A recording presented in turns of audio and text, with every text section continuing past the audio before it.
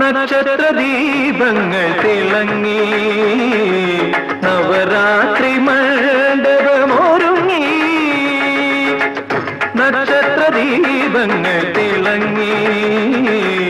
നവരാത്രി മണ്ഡപമൊരുങ്ങി രാജധാനി വീണ്ടും സ്വാതി തിരുനാളിൽ രാജധാനി വീണ്ടും സ്വാതി തിരുനാളിൽ രാഗസുധാ സാഗരത്തിൽ നീരാടി നക്ഷത്ര ദീപങ്ങൾ തിളങ്ങി നവരാത്രി മണ്ഡപമൊരുങ്ങി